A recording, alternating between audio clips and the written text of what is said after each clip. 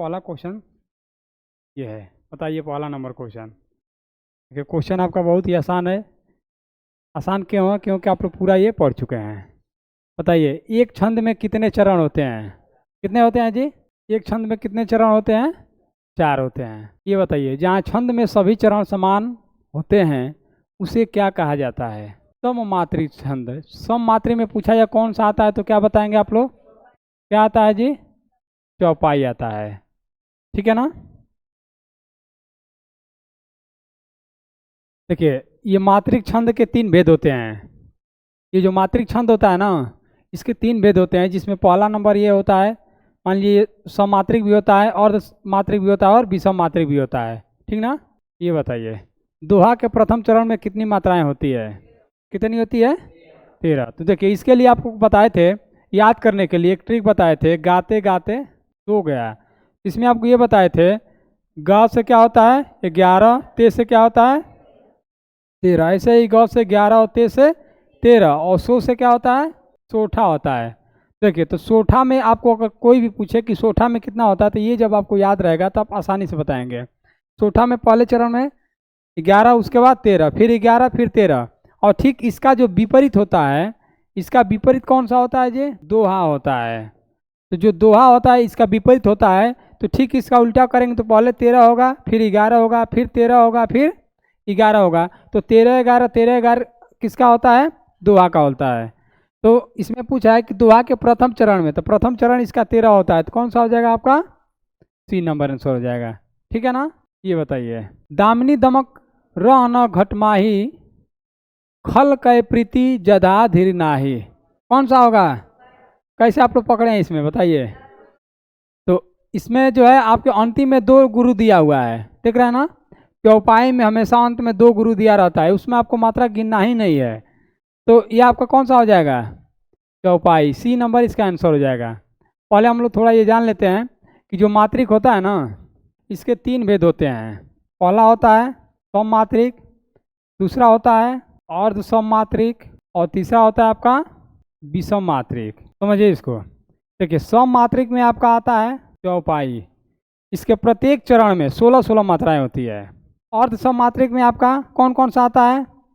मान लीजिए दोहा हो गया, सोठा हो गया, जिसमें मान लीजिए पहले नंबर सोठा, दोहा, बरवें, ये सब आ जाता है इसमें। और विषम मात्रिक में आपका कौन कौन सा आ जाता है? जैसे आपका हो गया उलाला, कुंडलिया, छप्पय,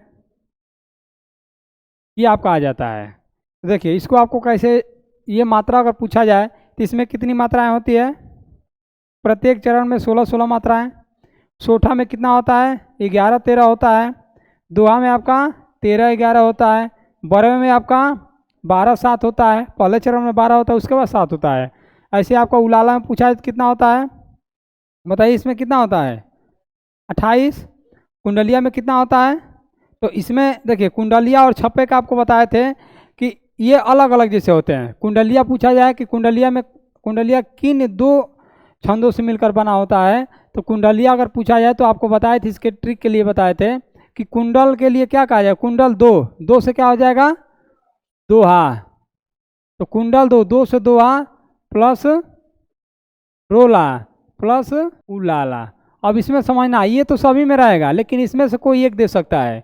जैसे इसको ऐसे भी पूछ सकता है, दोहा प्लस रोला भी कह सकता है, और दोहा प्लस उलाला भी कह सकता है। समझ में आ रहा है कि नहीं आ रहा है? ये किसका है जी? कुंडलिया का है। ऐसे ही अगर आपसे छप्पय का पूछा जाए तो पूछा जाएगा छप्पय किससे मिलकर बना है? छप्पय, तो आपको बताए थे जब छप्पय रहेगा तो रोना आएगा। जैसे मान लीजिए कि जब छप्पय रहेगा, जब बारिश होती है तो क्या होता है? टप टप ऊपर से पानी टपकता है, होता है ना जी। तो जब पानी जब बारिश में जब टपकेगा तो रोना ही ना आएगा। तो रोना आता है तो रो से क्या हो जाता है? इसमें रोला हो जाता है, और उसके साथ क्या होता है? उलाला होता है। इसमें बस यही 2 होता है, इसमें दूसरा नहीं होता है। तो इसमें देखिए छप्पय में रोला के 4 चरण होते हैं और इसके कितने होते हैं? 2 होते हैं। इसको आपको याद रखना है कि इसके 6 चरण दोनों के होते हैं, छप्पय और कुंडलिया के। इसमें देखिए जब ये तीनों रहेगा तो इसका भी 2 चरण होगा, इसका भी 2 चरण होगा, इसका भी 2 चरण होगा। अगर केवल ये 2 रहेगा तो इसका 2 चरण होगा, इसका 4 चरण होगा। ऐसे भी रहेगा तभी भी इसका 2 चरण होगा, इसका 4 चरण होगा। समझ में आ रहा है ना जी। अगर आपको इसको छप्पे को याद रखना है तो छप्पे में देख लीजिए, आपको ये बता दिए छप्पे में आपका रोला के शुरुआत 4 चरण होंगे और उलाला के अंतिम में 2 चरण होंगे। समझ में आएगा पूरा ना। छंद के अगर जनक पूछा जाए किसे कहा जाता, क्या बताएंगे? आचार्य पिंगल को कहा जाता है। चलिए इतना समझ में आ गया ना। आगे देखिए, ये बताइए कुंडलिया छंद में कितने चरण होते हैं? अभी बताए हैं कितने होते हैं जी? 6 होते हैं। बहुत अच्छे, सभी को समझ में आ रहा है ना। कौन सा होगा ये? चौपाई के प्रत्येक चरण में कितनी मात्राएं होती हैं? 16 होती है। चौपाई याद करने का एक ही ट्रिक है, उसका मात्रा आपको नहीं गिनती करना पड़ेगा, उसमें आपको बस अंत में देखना है। कहाँ देखना है जी? अंत में। अंत में 2 गुरु होता है। दो गुरु का मतलब ये वाला होता है, ठीक ना। आपको मात्रा के लिए एक चीज इसे अभी जब आएगा तो बताएंगे मात्रा। देखिए जो मात्रिक सम छंद है प्रत्येक चरण में 16 मात्राएं होती है, उसे क्या कहते हैं? एक ही क्वेश्चन को कई तरह से रिपीट करके पूछा जा रहा है इसमें, देख रहे हैं ना। ये बताइए, श्री गुरु चरण सरोज रज निज मन मुकुर सुधार बरनौ रघुवर विमल जस जो दायक फलचारी। 2 जायक फलचारी, ये दिया ना जी। तो इसमें पूछा है छंद कौन सा होगा, तो अब आपको यहाँ गिनती करना होगा। देखिए मात्रिक छंद का मतलब होता है कि मात्राओं के आधार पर जिस छंद की पहचान किया जाता है उसे हम मात्रिक छंद कहते हैं। तो आपको पहले ये देखना है कि लघु किस मात्रा पे होता है और गुरु किस मात्रा पे होता है। पहले जानिए, लघु आपका अ हो गया, छोटी, और उसके बाद से छोटा ऊ और ये री। ऐसे मान के चलिए बीच में अगर ऐसे ये दे दिया तो इसमें भी कौन सा बनता है?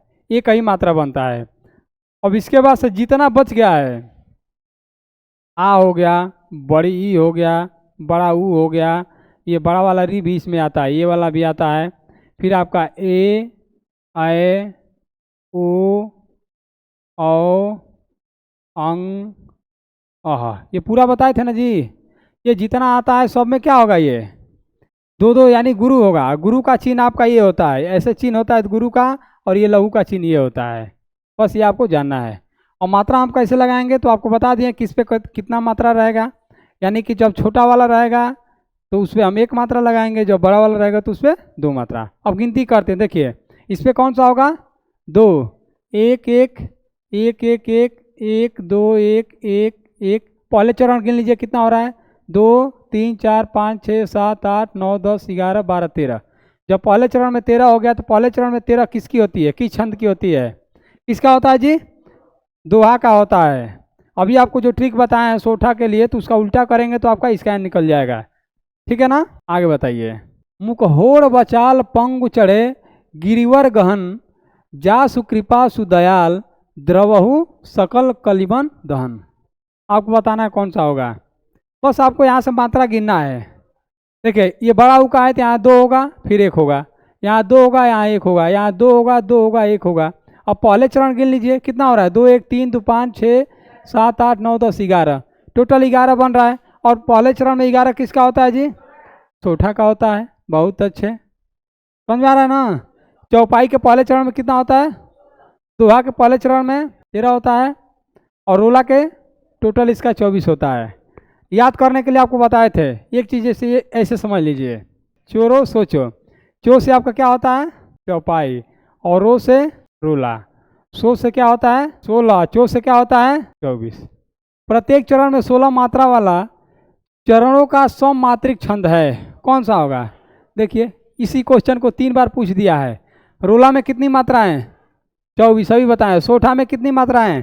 प्रत्येक चरण में सोठा के लिए कहा जा रहा है 11, और दुआ में 13। बहुत अच्छे। ये बताइए, मंगल भवन अमंगल हारी द्रवहु सुदशरथ अजीर बिहारी। यहाँ देखिए अंत में 2 गुरु है, गिनती नहीं करना है। हम जानते हैं कि इसका मात्रा कितना आएगा? 16 हो गया आपका। समझ में आ रहा है जी।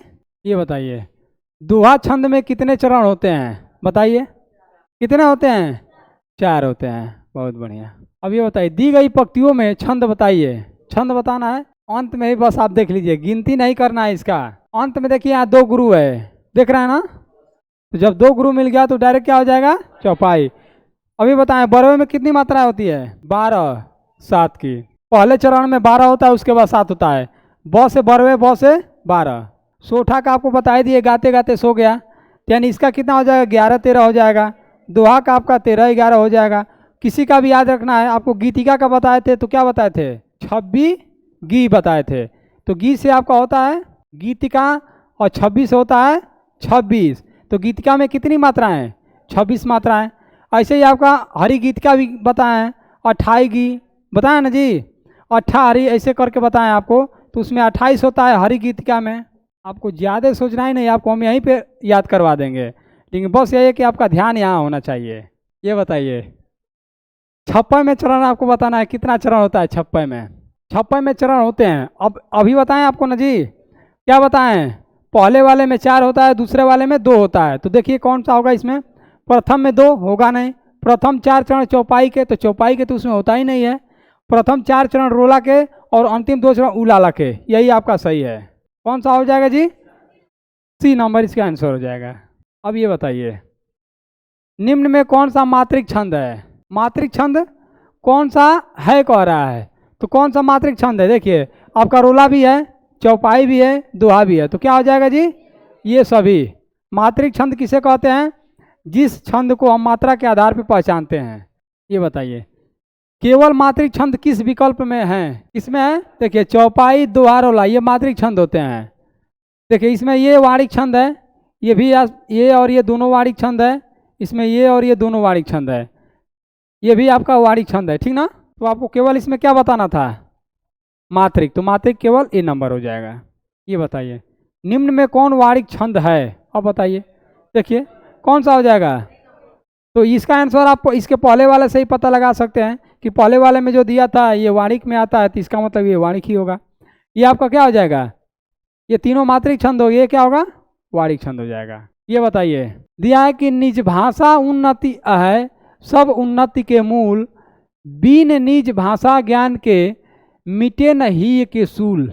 आपको गिनती करना है, इसमें कितना होगा, देखिए गिनती कर लीजिए, गिनिए, एक एक हो गया, यहाँ 2 2 यानी गुरु गुरु हो गया, यहाँ 2, यहाँ 1, फिर उसके बाद से 1, फिर 1 2, उसके बाद से 1 1 होगा, फिर यहाँ 2 1 1 होगा, फिर यहाँ 2 होगा, फिर 2 होगा, फिर 1 होगा। पहले 1 का ही गिनती कर लीजिए कितना हो रहा है, गिनती कर लीजिए का कितना हो रहा है, 1 2 3 4 5 6 7 8 9 10 11 12 13, और 13 हो रहा है। 13 किस में होता है जी, दुआ में होता है, बहुत बढ़िया।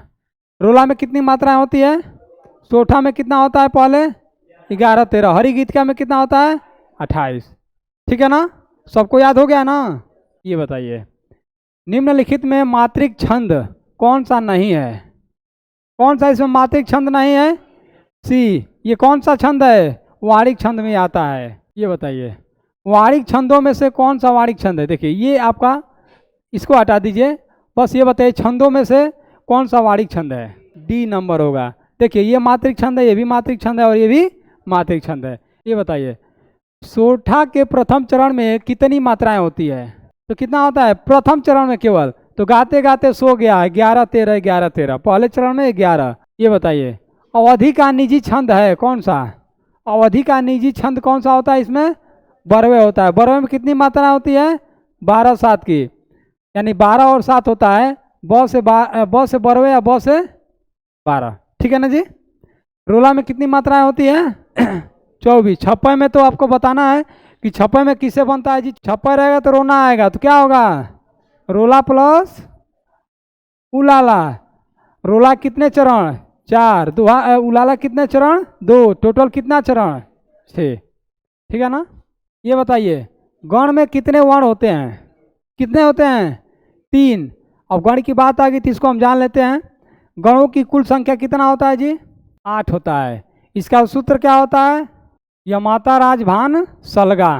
देखिए यमाता राजभान सलगा ये रस सूत्र होता है ये, तो ये जो है 3 पेज से बनता है। पहले य से होगा यगड़, यगड़ होगा, म से आपका होगा मगड़, ऐसे ही आपका त से तगड़, र से रगड़, ज से जगड़, भ से भगड़, न से नगड़, स से सगड़। टोटल कितना हो जाएगा जी 8 हो जाएगा। तो अगर आपसे पूछा जाए गण की कुल संख्या कितनी होती है तो क्या बताएंगे 8 होता है। गण कितने वर्णों से मिलकर बना होता है, तो 3। जहाँ भी 3 वर्ण एक साथ रहेंगे वहाँ पे कोई ना कोई गण जरूर रहेगा, ठीक ना। अब आपको मात्रा के अनुसार बताना होता है कि कौन सा गण होगा। तो देखिए यहाँ जिस मान ली इस पर एक मात्रा रहेगा, यहाँ 2 2 2 1 2 1 1 1, उसके बाद से 2, इसको अंत में ये नहीं लिया जाता है, यहाँ तक लिया जाता है आपका, ठीक है ना जी, समझ में आ रहा है ना। अब इसमें पूछा है गण में कितने वर्ण होते हैं, तो कितना बताएंगे, 3। आगे बताइए। छंद शास्त्र में गति का अर्थ है, पहला है चरण होता है, कि विराम या विश्राम होता है, कि अंत्य वर्णों की आवृत्ति होती है, कि लय या प्रवाह होता है। क्या होता है, कौन सा होगा, लय या प्रवाह। आपको बताएं हैं कि जब भी हम छंद को पढ़ते हैं तो जो उसमें हम गति का प्रयोग करते हैं तो वही जो है उतार चढ़ाव को वही हम क्या कहते हैं, लय या प्रवाह, ठीक है ना। छंद को हमेशा गाया जाता है, ये हमेशा आप लोग ध्यान में रखिएगा। छंद को क्या किया जाता है, हमेशा गाया जाता है। उसका एक जो तुक होता है ना, तुक अंत में, जैसे आपको बताए थे, जो अंत में जो वर्णों की जो तुक होता है, जैसे जय हनुमान ज्ञान गुण सागर, अंत में सागर, फिर जय कपीस्ती उन लोगों को उजागर, अंत में उजागर, ठीक ना। तो जब सागर और उजागर हो रहा है तो अंत में यहाँ भी, अंत में पहले वाले में गर आ रहा है और दूसरे वाले में भी गर आ रहा है, इसको हम कहते हैं तुक। तो ये तुक तभी बनेगा जब उसको गाएंगे, जब तुक नहीं बनेगा तो उस पर कोई राग नहीं बैठेगा, ठीक है ना। और पद्य जो होता है ना, गद्य पद्य 2 होता है, तो पद्य को हमेशा गाया जाता है, गद्य को हमेशा कहानी के जैसा पढ़ा जाता है। ये दिमाग में रहना चाहिए आप लोग के। ये बताइए, दोहा और रोला को मिलाने पर जो छंद बनता है उसे क्या कहते हैं, अभी बताएं हैं। देखिए दोहा आ गया, कुंडल 2 से दोहा, उसके बाद रोला हो गया। छप्पय किससे बना हुआ है, छप्पय रहेगा तो रोना आएगा, तो रोला प्लस उलाला, रोला प्लस उलाला। ये आपको बताएं, ये तीनों क्या, ये दोनों क्या है, क्या है, ये वारिक छंद है।